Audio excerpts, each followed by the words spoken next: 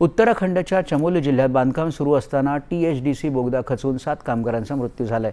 पिपलकोटी परिसरात असलेल्या या बोगद्यात काल संध्याकाळी माती आणि पाणी भरलं आणि त्यामुळे बोगद्यात काम करत असलेले एकूण 28 कामगार अडकले होते। त्यापैकी 25 जणांची सुटका करण्यात आली अशी माहिती राज्य आपत्कालीन नियंत्रण कक्षाने दिली आहे। अद्याप 3 जणांचा शोध युद्धपातळीवर सुरू आहे।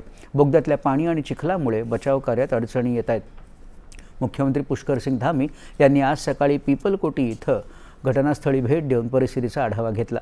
बोगद्यात अडकलेल्या कामगारांना सुरक्षित बाहेर काढण्याला राज्य सरकारचे सर्वोच्च प्राधान्य असल्याचं धामी यांनी म्हटलंय। अधिकाऱ्यांना युद्धपातळीवर मदत आणि बचाव कार्य सुरू ठेवण्याचे निर्देश धामी यांनी दिलेत।